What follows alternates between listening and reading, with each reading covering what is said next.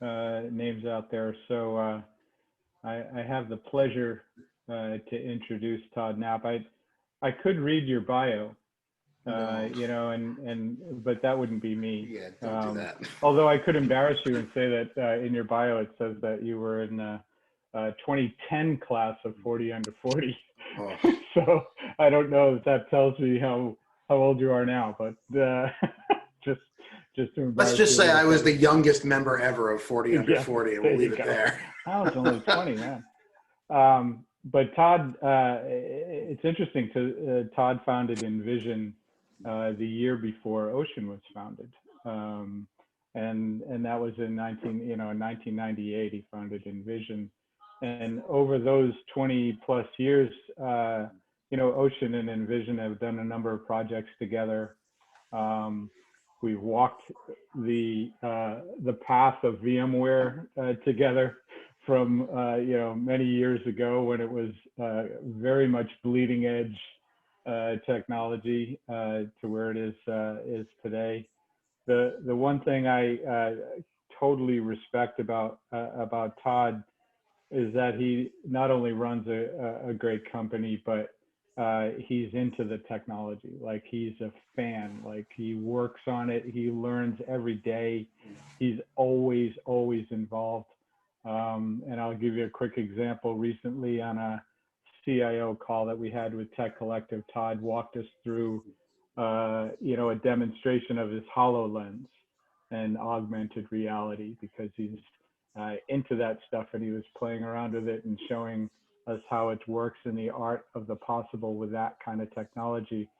And so his talk today is near and dear to my heart. Those of us who are involved in, in our case, the service provider technology, or if you're in your enterprise level technology progressions and digital transformation, I am a huge fan of architecture. And Todd's talk today will be to start with the control plane, which is an architectural statement about not just glomming on some application, but think about the architecture of what you're doing in your enterprise. So I want to thank Todd for joining us today, and take it away, Todd. Well, that is hands down the best intro I've had in a long time. I hate it when people read my bio. It kills me. Everybody asks me for a bio, and my heart always sinks. Well, thank you guys all for joining us today. And as David said, this is stuff that I am passionate about, and it's near and dear to my heart. And I just absolutely, I love what the technology can do for us. And so we're going to spend some time today talking about that. My name is Todd Knapp. I am the founder and CEO of Envision. If you guys don't know me, my contact information is up here. This is obviously going to be a recorded session, and I'm sure that Namoto will pass around a slide deck after. So if you want to reach out to me, you're welcome to. If you find the things we're talking about interesting, or you think that there's something else you might want to learn from us, we're constantly putting a mountain of content out there for people. And we've got actually a very busy book of events coming up for the next 6 months. So lots of opportunity to stay connected. So some things I want to get done today. I want to talk about control plane in your networks and security, but from the point of view of thinking about digital transformation use cases. And we're going to get into the conversation about, what digital transformation really is in a moment. But, I want us to gain some understanding of what we mean by modern and transformed environments. And don't worry, this isn't going to be me reading you slides all day. I want this to be a conversation. I think we all muted microphones, save me here, just to keep the noise levels down. But if you have a comment or a thought, you're welcome to unmute and chat with me. It's a small group here. We could actually have a discussion. That would be great. I do want to look at some of the specific technologies that are out there to enable zero trust security architectures. And then, I always kind of have to preface everything that I say because, number one, a lot of the stuff I'm going to say to you guys is like one guy's opinion. Yes, there's technology in there and there is some fact around technology, But, you know, I think you guys all have been in this long enough to know that there's 100 different ways to do any one thing in our industry. And the best answer is certainly a subjective thing.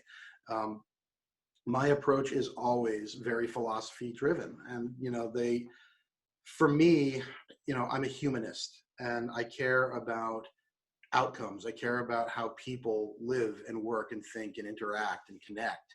And so everything for me is about that. And so, you know, control plane specifically isn't what gets me out of bed in the morning. I'm looking for the things that are possible in the world with the technologies that we have at our disposal right now, because it is a tremendously exciting time to be who we are. This is and I've said this before because it's been true before, but this is the best moment right now. Right now, we have things at our disposal that we've never had. And we have the opportunity to do things for our users and to create community digitally and to move our society forward in ways that we've never had in the past. And so, you know, to leverage those things and to do that really good work, we have to have the security side under control. And so that's why the conversation is begin with control plane. Control plane is not the end state. It is the beginning of a much bigger conversation. So let's just take like a minute or two here. And I don't know, we can do this in chat if you like. You're welcome to post it there. You guys are all seeing my screen, right? Can I get a thumbs up from somebody? Like, okay, good, awesome. I don't get the like nice little bracket around it that I get in other systems sometimes. We can use the chat if you want, or feel free to unmute yourself. Tell me what you guys think of when you think of digital transformation. What does that phrase mean to you? Because this is a pretty abused term. Maybe I'll pick on a couple people. David, you're my guy. I can always pick on you. What do you think of when you're thinking of digital transformation? What do you want out of it? Well, it always depends on what stage you're at, right? So you know, I would say, obviously, we as a technology provider are pretty far along in something called digital transformation. We're gone from the analog days and all that kind of stuff. But for me now, is to take things that at an application level or a workflow level and move them into more automated processes to free up what it would be a more manual, you know, transformation. So using the digital technologies to improve and be more efficient, as opposed to changing from paper to digital, right? I think we're getting to more that stage of digital transformation, at least for us. So. Yeah, I mean, I think those are great end states and great goals. Anyone else? Anybody have anything? I mean, you can put it in, like I said, in chat. I'm looking at that right now, but I see other people. I see Chris. Can I pick on you, Chris? You know, you can shake your head no if you don't want to. Yeah. There he is. So, I work a lot with really small businesses and people that are have kind of informal businesses. So to me, the digital transformation is at the core of what I do, and it's really about taking people that don't think of their business as existing in a digital space at all. Like they don't really think about online, what those digital technologies can do for them, and how they can allow them to scale their business and to be more efficient. So to me, it's really an introduction. The transformation is that. I think the biggest transformation is that at the infancy, right? Like at the very beginning of the journey. I love that. That's awesome. You know, it's funny because a lot of times when we do these things, we're talking about enterprise organizations or even mid-market companies, but you don't often hear that voice of, hey, like I work with, you know, businesses that are in the proto phase of what they do, and they don't necessarily think that way. I think that's a really insightful statement. So when I think about, you know, digital transformation, I think of it in terms of something that is human-centric and outcome-driven. I'm looking to elevate users and create empowerment. I'm trying to create a new way for people to work and think and communicate and interact that leaves them feeling good about the day that they just had. Um, as somebody who just had 3 days in a row that I didn't walk away feeling great about my day, it's funny for me to even be saying that right now, but the irony here is that it is an ongoing process. And, you know, I think I have learned more in the last 5 months about how technology impacts our lives because of the pandemic than I think I ever could have learned in 10 years of deliberately sitting down to go through a thought exercise about it. There have been a lot of terrible things that have come out of the pandemic, but one of the very good things has been a new understanding, at least for me, about what it is that makes me satisfied and happy in my work. And, you know, I think digital transformation gives us the opportunity to enhance the things that make us happy and remove the things that don't. I think that when I think about outcome-driven technologies, I think about more time. I want more time. I don't want to spend my energy serving my systems. You know, if I have to, in order to onboard a new client, do 35 steps, I'm spending time managing and serving my technology, not the other way around. So automation is really high on my list in there. You know, I like what we've been going through with Zoom and Teams and WebEx and all this stuff during the pandemic, and figuring out as a community what the best ways are to communicate. But it's not just about those face-to-face interactions. You know, I mean, I don't know about you guys, but, you know, just give me like the visible thumbs up if you agree with this statement. Back when email was becoming part of our lives, I remember an attorney that I was working with got really upset in a meeting one day, and he said, you know, once, you know, before email, I was able to send a letter to a customer and they, you know, a client, and they would read it and they'd write me back. And, you know, it might take 3 or 4 days, but it was thoughtful and it was meaningful. Email has reset the expectation. If I don't respond in 5 hours, everybody's mad at me. I actually think that's happening right now again, because of what's going on with Zoom and with Teams and the work from home situation. I think we're at a point where the expectation is that we can be connected almost instantly all the time. And if we're not able to do that, even for 20 minutes, the customers are starting to get antsy if they don't have that level of access to us. And so I think there's something new going on there. So part of modernizing communication in my mind is also about figuring out more than just one way to interact with our users that's meaningful. I also think about things like workforce agility. And, you know, we used to talk about work from anywhere. At one point in time, I was very much on we don't talk about work from home because that implies that meaningful things only happen at home or in the office. Let's talk about work from anywhere. Today, I'm not even really talking about work from anywhere. I'm talking about impact and effectivity. I really want to make sure that my people are able to have the impact that I want them to have on our business, on our clients, on each other, on the world. And I want them to be effective in doing that. And honestly, if that could happen with the wave of a hand, I would be just as happy as if it happened with a shovel and 6 hours of digging dirt, right? So I'm not necessarily looking for the effort, I'm looking for the result. We're at a point right now when human connection is at an unprecedented value for lots of reasons. And it was like this before the pandemic too, but it's definitely put into specific relief because of the pandemic. Digital transformation technologies can give us more opportunities to connect with each other, to connect with our clients and our members and our community. By using the technology to automate and to change the way that we think about working, we can free ourselves up to do things that are our highest and best use. And so all of that, you know, brings me to kind of like, what are the hallmarks of this thing? So number one, transformation is data-driven. And this all does come back to control plane architecture, I promise. But it's data-driven. It's about having visibility into the information that all of our businesses have. We have mountains of data. We have way more data than any of us even realize. We think of data all the time in terms of files. But, you know, the reality of that is that we've got files that when they're created by somebody and placed somewhere, we know when it was created, why it was created, where it was placed, how big the file is, if it was changed, what was changed in it. We know mountains of things about just a simple file on a network, and we never use that data for anything. we know just as much about our customers and our colleagues. And so having visibility into the information in our organization, correlating it, combining it together to gain new intelligence, lets us make faster choices and better choices about our businesses and the way that we interact. When I think about automation, I'm not trying to automate, I'm trying to gain freedom.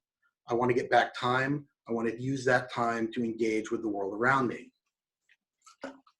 We have better choices and better tool sets at our disposal now for automation. Collaboration, we've already talked about, but one of the things we get out of collaboration is consistency in the way that we think as an organization and the way that we behave as an organization. And I have met companies, I've worked for companies as a consultant where they were, 30 people in one room, and yet they were 30 independent companies. They couldn't think or behave or communicate in any kind of consistent way.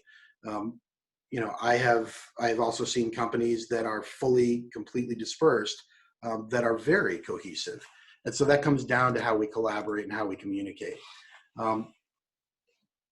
Tools that make our users more efficient, improve morale, and unlock talent.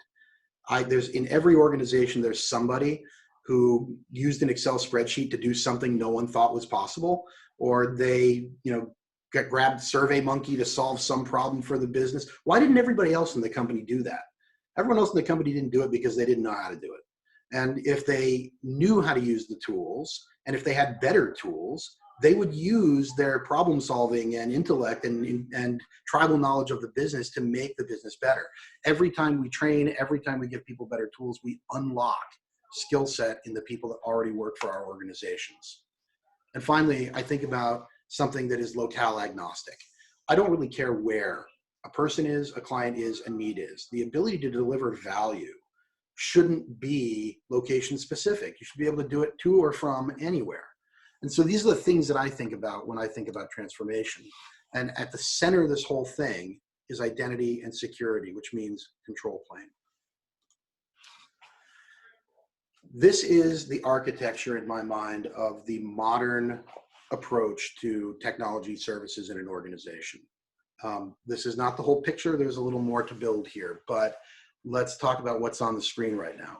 The things that we've had for the last, 25 years could be basically plugged into this box that says on-prem servers and unstructured data, and also communication platform. We've had conventional phone systems and email for quite some time.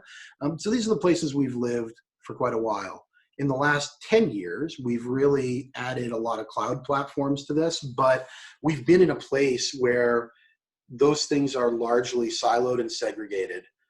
They are treated differently from a security and management and posture platform point of view, rather, and they are things that require users to have sort of intrinsic understanding of our environments, right? They know, hey, to do this, I have to go to this website. To do this, I go to this location on the server. To do this, I run this application on my workstation. So it's not very centralized. It's also not very interactive. In most cases, in most organizations I encounter, the on-premise infrastructure isn't deeply integrated with cloud platforms, and frankly, disparate cloud platforms are not integrated. So the idea here is to start to create some flow, some logical flow that makes it easier for our users to function and for us to gain value from our technology. And so the first thing that you see on this diagram is all the traditional technology systems that we've had. Can we connect them to some data analytics platforms? In this case, I've got the little Power BI icon sitting there. That's a Microsoft data analytics technology. But if we had the ability to take in telemetry from all of our applications and data systems, our cloud platforms, from our communication platforms, from all those things, just bringing what's in the green boxes down, we could begin to alert on anomalies. We could begin to take advantage of things like artificial intelligence for anomaly detection. And just if everything else on this screen wasn't there, if the only other thing on the screen was one of these little dudes here immediately to the right of the alerting box, we would know more about what's going on in our environment just by bringing the telemetry from those conventional systems into an analytics platform and alarming on them. But we can do more than that. We can take things like our digital and social presence and pull those into that same analytics framework. We can take tools that we use for community engagement and feedback and bring those into that analytics platform. And then we can correlate information across that. So there's a tremendous power here to be able to say, look, you know, every time I have launched an initiative to communicate with my users online and I've gotten active and started posting a lot on social, I can see where the increase is in the amount of feedback I'm getting from the community. And I can see how that's connecting to the way in which we're consuming resources in our traditional technology systems. It tells you something about the business. And, you know, some of the things that may be in those traditional tech systems may even boil down to finance and revenue. And so just by correlating the data, we're able to say, well, look, we spent time and effort or money here, and 3 weeks later, here's the bump in revenue that aligns to it. At the most basic business level, that's a piece of visibility we've always wanted for 25 plus years and continues to be elusive for most businesses. As you start to move to the right of the diagram, we gain process automation.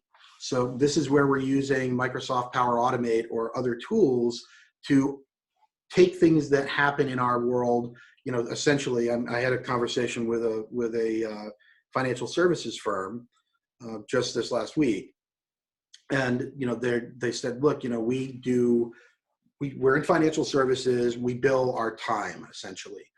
So we run this utilization report. We do it manually. Every time we run the report, we have somebody that has to go and distribute the report, and then the managers are supposed to look at the report, and they're supposed to get with the users to say, hey, you know, your utilization was down. It takes a week and a half, and oh, by the way, the whole thing is after the fact. We're reporting on things that already happened. We can't fix them because they're in the past, and the best we can do is go and get in somebody's face so it doesn't happen again, and it's this big, giant, cumbersome process.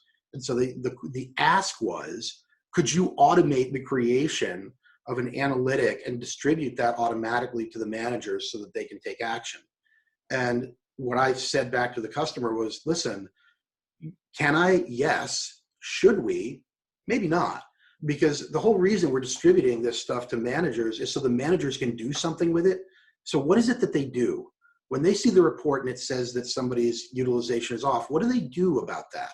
Instead of asking the managers, why don't we use the data to directly interact with the user themselves? And I bet you'd find that it's largely self-correcting at that point, and you could remove a huge amount of human effort in the equation, right? So the automation can generate the reports for us. It can bring it into analytics. It can find our outliers. It can communicate with our outliers, and then it can let the outliers take their own action to resolve. And then if we're not seeing success or improvement, the automation can pull in other parties to get engaged.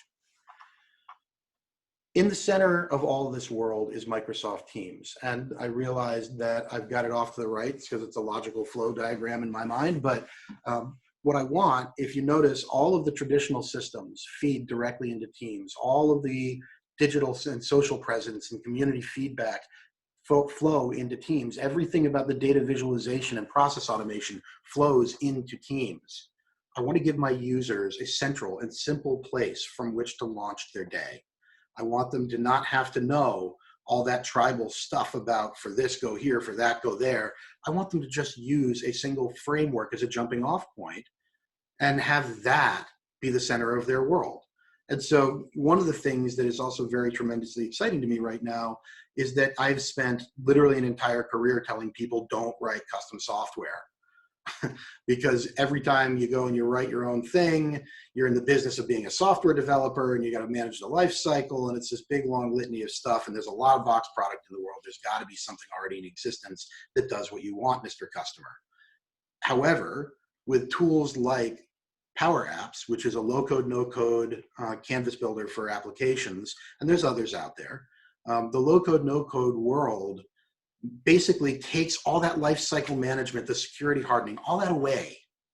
And so because that's now gone, we can focus on the value, the workflow. And that's what we're really developing. And so there's opportunity now to have custom applications that fill in the gaps where these things don't quite fit like a nice clean jigsaw puzzle. and create the workflows that we need dynamically without creating the underlying security and lifecycle management headache. So in the end, what we get out of it is a group of users who work from a single pane of glass, have a lot of things done for them, get proactively notified, and have visibility into the information their organization creates so that they can make faster, better choices and have more time to interact with their customers and community. This is the digitally transformed world that I'd like us to all see. It's the one that Microsoft imagines, and everybody conceptualizes it a little bit differently. But in order to do these things, we have to have better control over the security ecosystem. So the missing piece of this puzzle is that what we're really trying to do is enable business strategy. And so I didn't want to have this conversation without saying that, this structure, this architecture is different from organization to organization, depending on what that org's goals are. But similar in every organization is going to be the need to secure this stuff. And this is where the zero trust security architecture comes in. This is, you're going to hear me talking a lot about Microsoft solutions. In my opinion, I think Microsoft has a leg up on basically everybody right now when it comes to the security ecosystem and the productivity framework. I've always been an agnostic technologist. I always talk about the technology that I think is best in the space for whatever it is we need.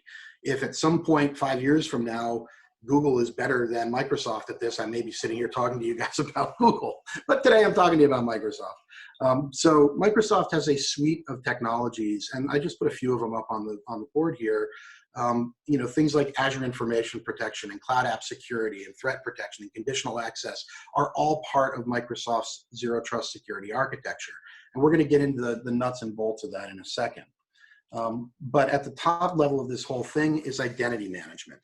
And so when we think about the most fundamental need of a business, it's being able to execute on strategy and objective and mitigating risk. And that's what this whole ecosystem delivers for us. It gives us that workflow engine in the center here that makes it faster and better for us to operate as a business. And this framework enables the kind of freedom and agility that I was talking about earlier. I want data liberation. I don't care where the data is. If somebody accidentally emails a file to someone they shouldn't send it to, I don't want to worry about that. I want to know that the security followed the file. If somebody inadvertently posted something online that shouldn't be there, I don't want to worry about that. I want to know that those things are handled for me. I want my users to be able to get out of their chair and go to the park bench and work just the same way from there that they would work in the office without a loss of effectivity or productivity. And so how do I do that if I don't have a security architecture underlying it that is handling that stuff for me? If today, using current models, we just said, oh, you know what, we're going to make all of our systems accessible from everywhere, and we're just going to trust all of our existing users to use it correctly, then we have a real problem, because all it takes is for one person to have their identity compromised, their digital identity compromised, and the entire system is compromised. So I think the security conversation is sort of a paradox when we talk about digital transformation, because I just spent all this time talking about enablement and freedom and opportunity, and then I used the words zero trust, which feels very closed off, right? It's kind of emotionally juxtaposed to everything else I was talking about. But here's the thing. Digital transformation is about what we can do, not what we can't. And Dave's heard me say this several times over the years.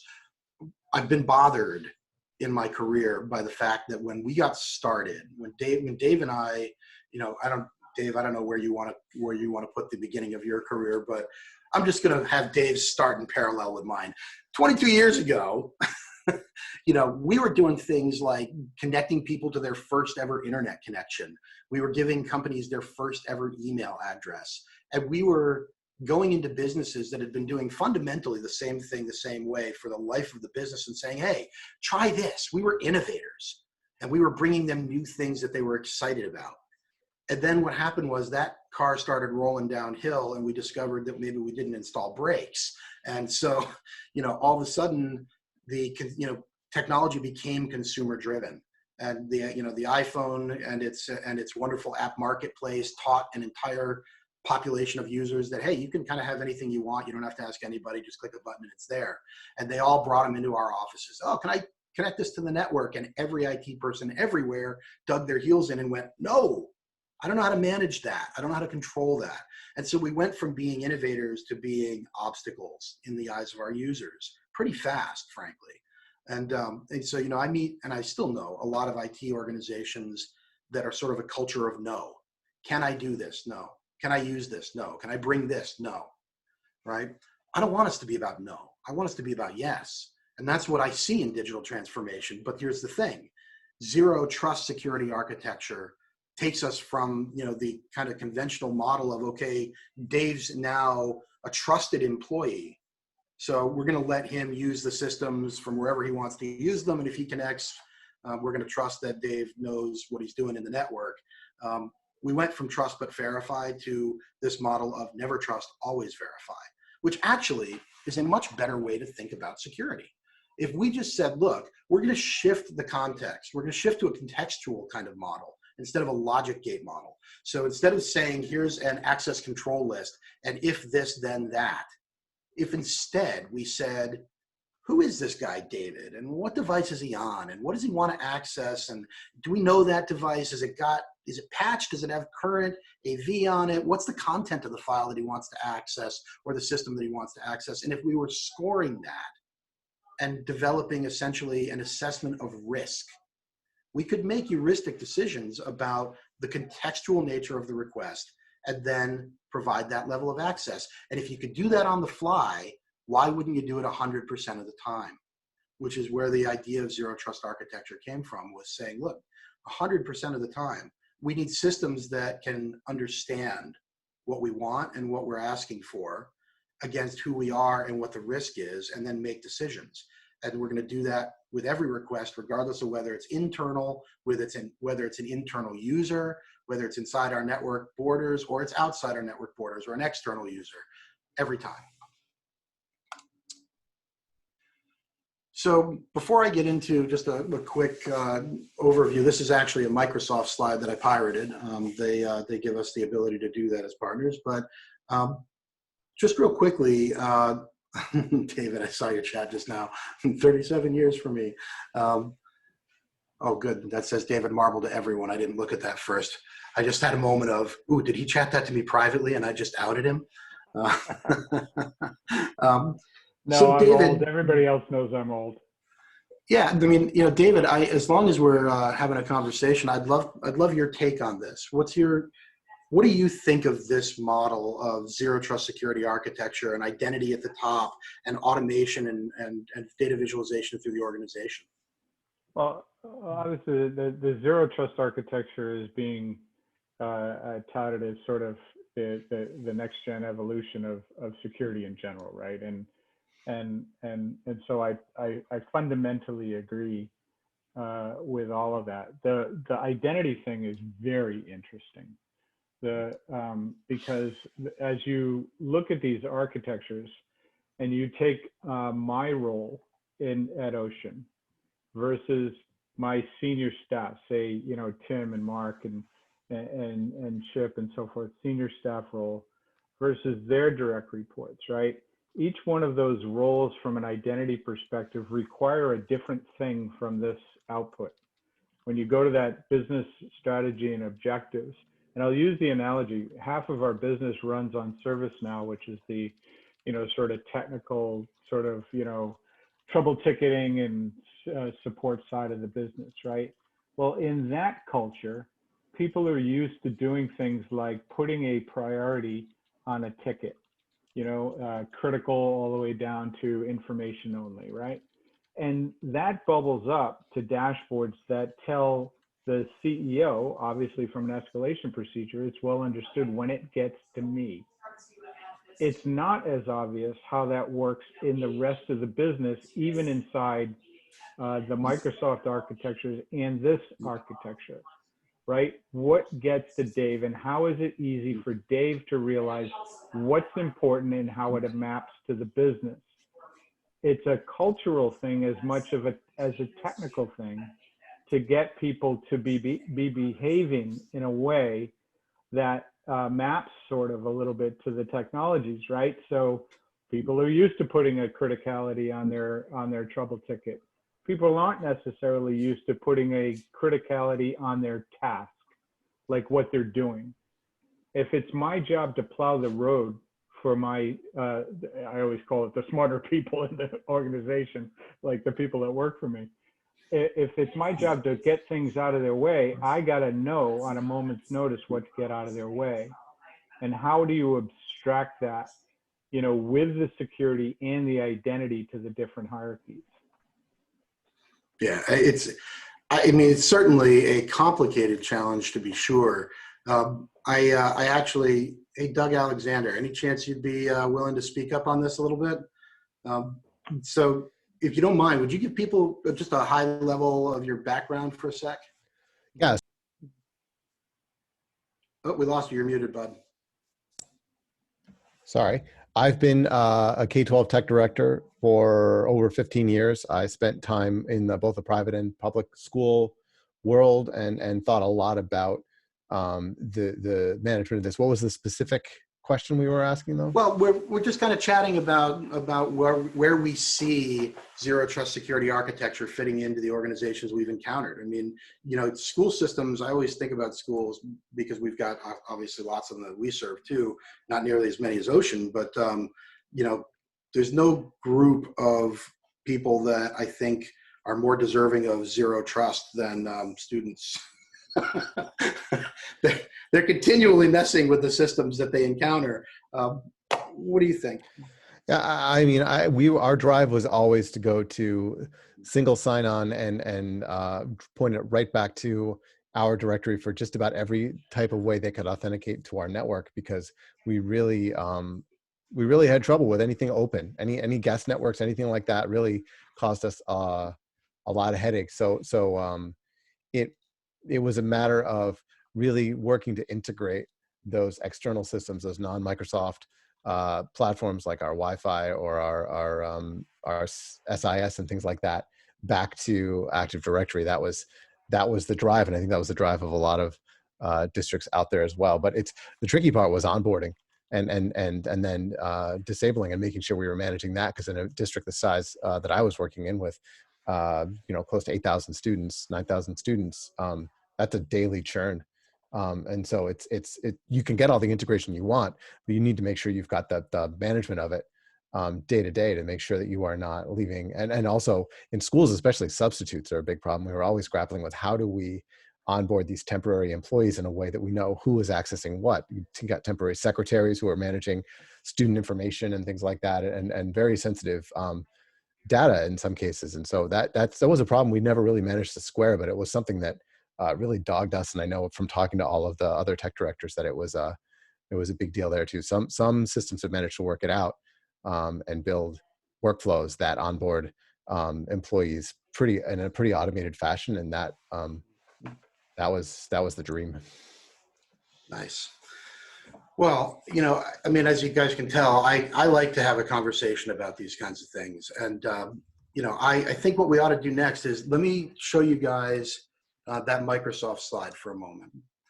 So some of you may not be fully familiar with what we mean when we say zero trust user access and conditional access to resources, contextual access to resources. But at the top of the stack in that diagram, we had Azure Active Directory and identity, right?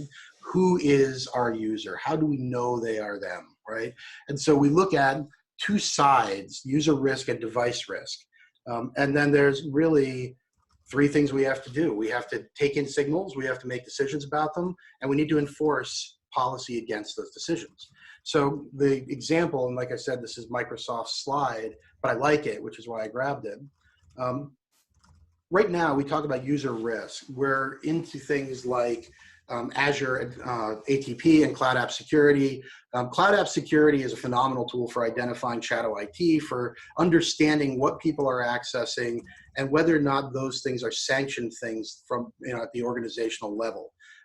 Things like advanced threat protection, the Azure threat protection rather, that is the framework that starts to replace a lot of the conventional tools we've used at the user level to try and secure the device, but it also is where we start to get some of the more conditional access capabilities that come along with the zero trust architecture.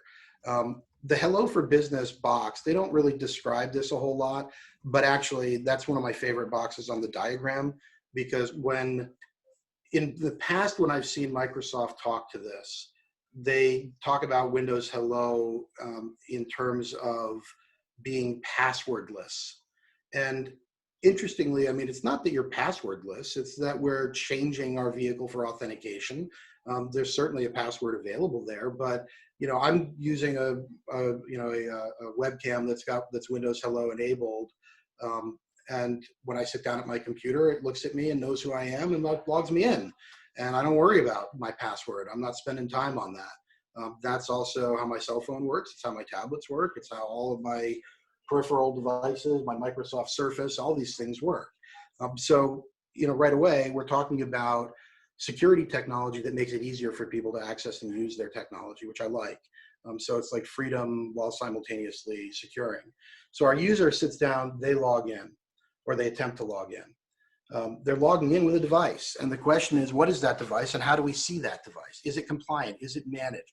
Is this thing under our control or not? And we're going to basically do some assessment, and we're going to say, okay, look, let's look at this thing and say, look, all right, we don't really recognize the user, but we can increase our trust that the user is who they say they are by requesting a multi-factor authentication. And so again, we're thinking about this in a scoring kind of way, reevaluating for the device and looking at it and saying, okay, do we understand the device? Is it compliant? Is it not? And then recognizing that, hey, we might actually have a leaked credential here. And then using things like Azure Active Directory self-service password reset to remediate that on the fly. Once we've got some confidence, some level of confidence in the user, and the piece that's missing here, in my opinion, off this slide, is that there is an evaluation of risk and a risk score that's essentially developed on the fly around that. And we're making some conditional decisions and not necessarily saying valid, yes, therefore access all. We're saying valid, yes, but our confidence in the identity is X, and therefore we're going to provide different levels of access to different resources in the organization and get our users where they need to be with a level of access that we have a level of comfort in. And so, a real world example of that might be a user that when they access, instead of being provided full access to a file, is provided access that is read-only, or that prevents forwarding, or that prevents printing, or that prevents cut and paste, right? And these are technologies that, these are just samples of some of the technologies, but I've got colleagues on this call that have been working in this for a long time. Jeff Wilhelm's been working in this for a very long time. Jeff, as somebody who's done this for a long time, I mean, you and I kind of discovered this right alongside each other, and we've been there since Microsoft's been building these things out. In your mind, does conditional access, this is a lot on this screen, does this overcomplicate the network or does it simplify the network? I actually think it simplifies the network quite a bit because it centralizes the control plane to the point of your, this discussion today. I mean, it basically simplifies everything that we do into a three-step challenge, right?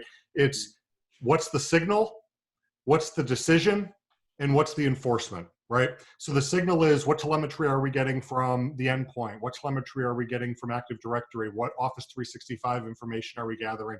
What third-party syslogging information is being ingested? What machine learning models are being triggered by these sorts of signals? The decision, to your point, was, do we allow full access to something? Do we allow limited access? Do we increase assurance, remediate risk, block access entirely? And then the enforcement is the model by which those things are executed. So I actually think it improves environments in a number of the areas that you mentioned and simplifies them because it makes the control plane extensible across third-party, first-party, and line of business applications that are corporate delivered and cloud delivered. I hope you don't mind me picking on you here, but just because I know you so well and work so closely with you, I mean, I could give them the answer to this, but I'm the guy presenting. I want them to hear it from someone else. This looks like a lot. How much of this is requiring of human intervention? Right. So depending on an organization's security posture, regulatory requirements, and other things, there is never one easy, concise answer. However, Microsoft does build out security baselines that can be imported into tenants. And they also have an entire compliance portal, which allows the mapping of the parameters that are shown on this against, whether it's NIST 800, 53, whether it's, DFARS, whether it's, Sarbanes-Oxley, whether it's PCI or HIPAA or whatever it might be, the mapping of these settings against industry standard compliance and regulatory objectives and requirements to actually make the understanding of some of this much easier than it would traditionally be if you had 50 vendors providing 50 different products that didn't speak to each other. This is why I love Jeff, because I can hear inside his brain. He set me up perfectly. So what I wanted you guys to take away from that, the most important thing there was we can identify the standard by which we want to control the security of our business, configure the platform against the standard. So it comes down to how we set it up. It comes down to establishing control plane. Once we've established control plane, all this stuff is happening for us. So, the moment-to-moment human intervention here is virtually non-existent. I mean, this is a function of us having put some good thought into things up front and saying, okay, how do we conceptualize the security of our information? What legal obligations do we have? But beyond that, what ethical obligations do we have to the people that we serve and to the information that we store? And then from that, building out control plane up front that's going to not just enforce what you've already established, but that's going to grow with the world around you as things change. And one of the reasons that I'm a big advocate of the Microsoft platform in particular is that every 30 days there are new controls, there are new updates to these platforms, and the framework gets stronger. And frankly, I think if you think about how you go about finding a contractor for your home, right? One of the first questions you always ask is, how many other similar projects have you done? Can you show me some samples of your work, right? Why? Because we want somebody who's experienced. Tell me who on planet Earth right now has more experience with end user level security than Microsoft. Every single day, there are literally billions and trillions of requests flowing through, and I'm sure those numbers don't even actually do it justice, flowing through their systems. They have information about the threat profile and the access profile and the usage profile of users literally around the globe.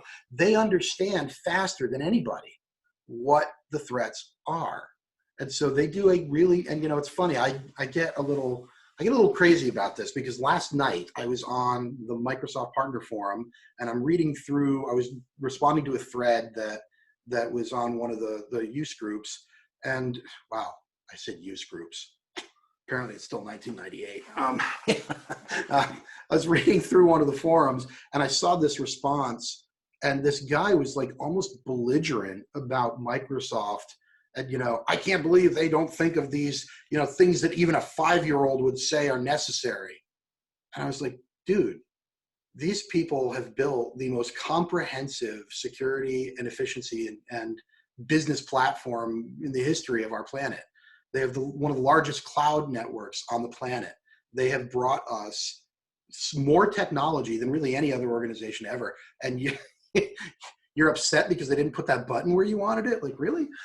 So to me, I think the Microsoft control plane is really the strongest solution that's available to us, but I think it comes down to how we think about it up front. To be a little more granular about it, this is also a Microsoft slide, full disclosure. This one I wanted you to see because this does think about the risk model, right? So our user, when they attempt to log in, we're looking at things about that user, multiple things. We're not saying user yes, no. We're saying what's their role, what's their group, where are they physically located, what device are they on, right? How is it set up? When was the last time I saw it? Is it under management? Is it not under management? You know, there's a million things we can look at here. We can identify whether or not we feel like the risk has changed. And as things occur, as we start to learn more and we say, okay, you know, we don't know what the config of this thing is. The last time that this was seen was in Asia. Yeah, it's got a good browser, but you know what? The device is compromised. The risk is high. Even though this is a user that I would normally let in the network any day of the week because they've been with the company for 20 years. We know them. We know exactly who they are. They're great. Are we sure that right now this access really is them? And if it really is them, but it's on a device that we don't trust, is that context still equally trusted? And the answer has to be no. It always had to be no. It's just that we didn't have the tool sets for it in the past in the way that we do today. So how do you get started? To get started, you have to establish your control plane. And this is, there's three primary pillars to this: modern authentication, information protection, and threat protection. And, this is the model that we've been using. It was, a model that was provided to us by Microsoft early on. But, we, like every organization everywhere, we put our own spin on it because we find our own best practices, as Microsoft wants us to.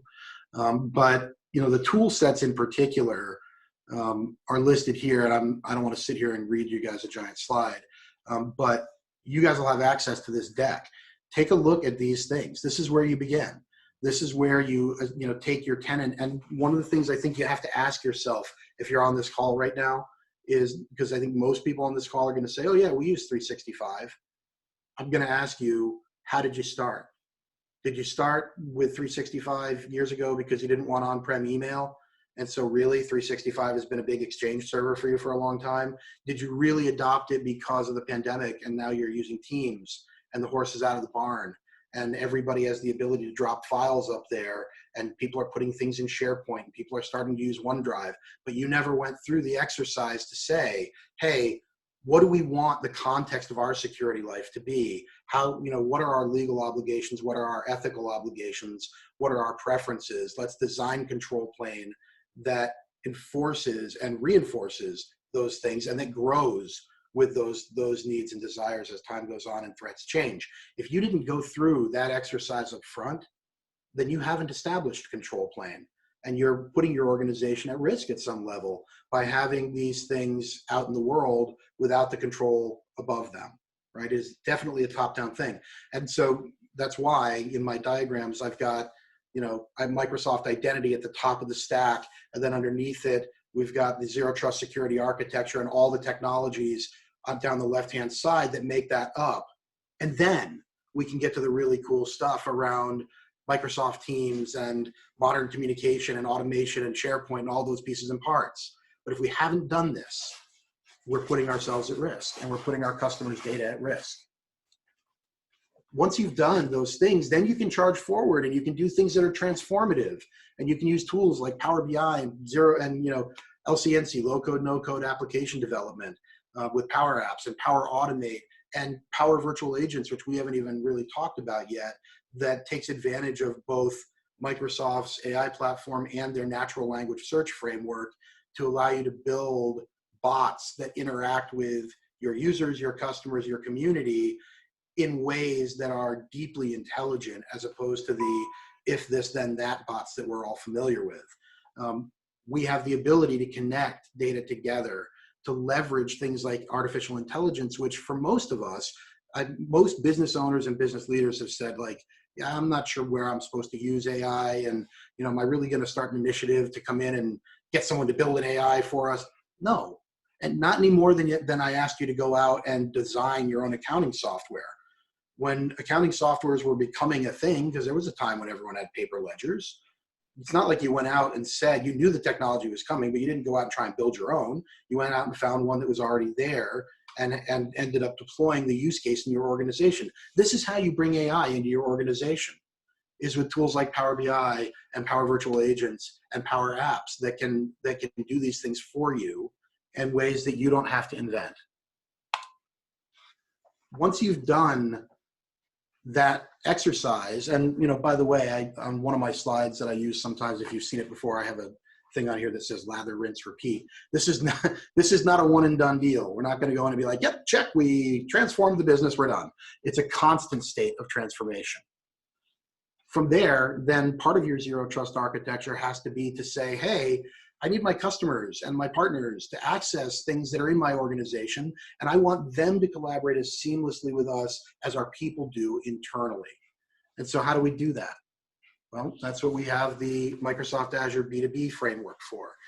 Azure Active Directory connects to other tenants, and not just other tenants, but other platforms like Google ID and other identity providers to allow you to assign users access to services that are in your organization, to bring them into, for example, your Teams deployment, to collaborate with your group as if they were a member of your organization. The whole idea here is to gray the line so that we're not talking about us, them, internal, external, trusted, untrusted, but instead we can talk about community and collaboration without thinking about necessarily those boundary lines.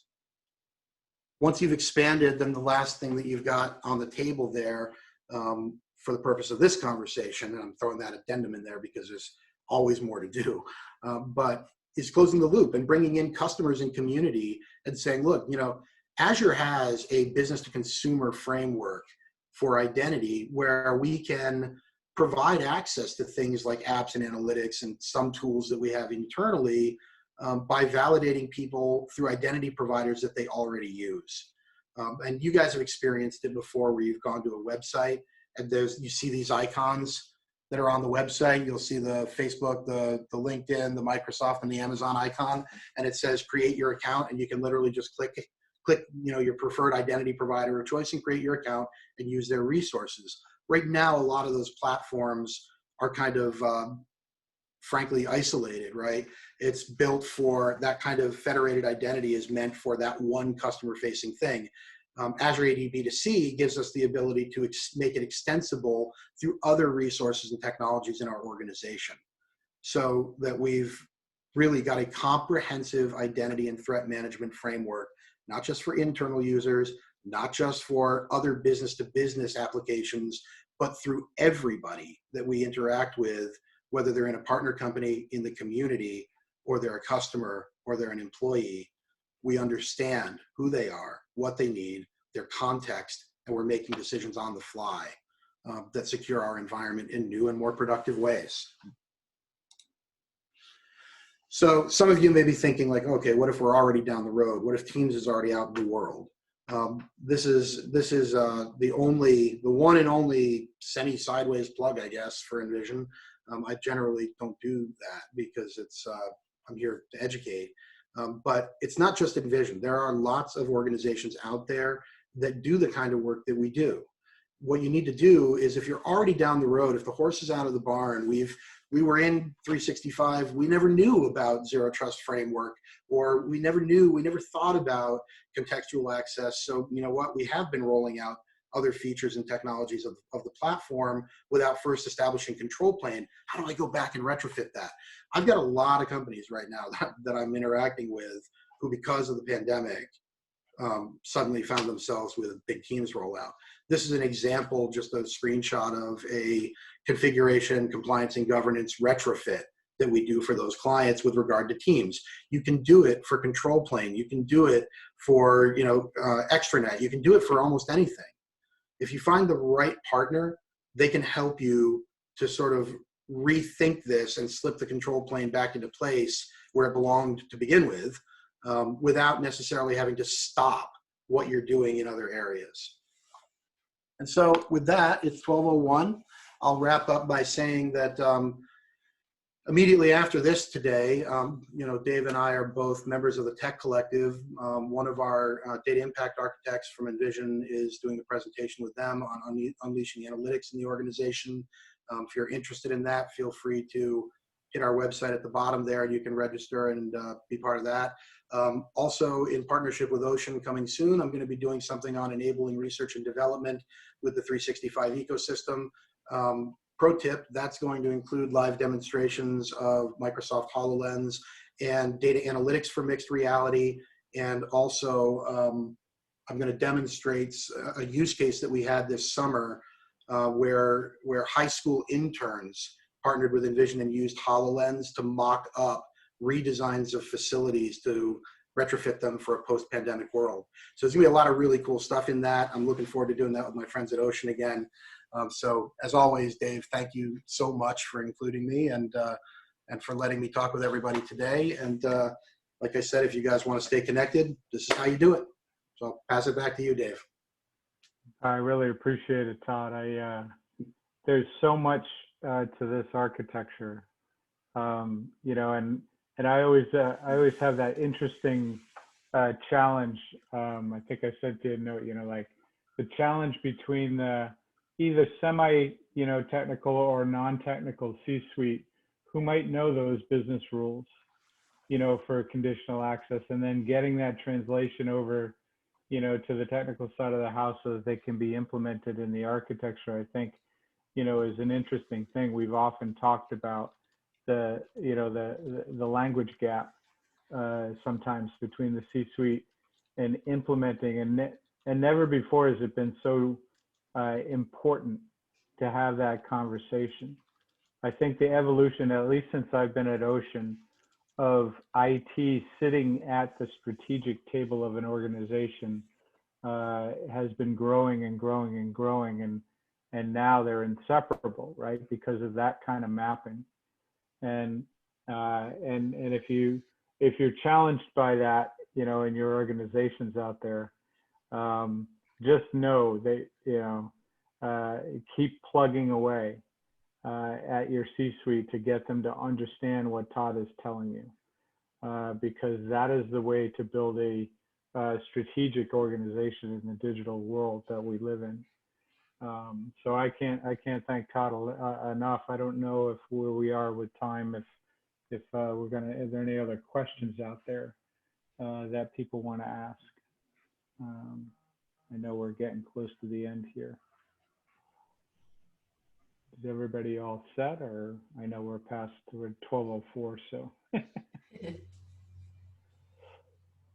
I don't see any Nothing in the chat. chat box. I think people are ready for lunch. I get that. Cool. So we appreciate everybody for joining us. Be sure to be on the lookout for our next upcoming session next Thursday on the 22nd on ransomware. We'll be sending out notices for that as well. And I will also be sending out the slides and the recording of this too. So thank you, everyone. Enjoy the rest of your day, and we'll see you soon. Have a good one, guys. Thanks, everyone. Thank you, Todd.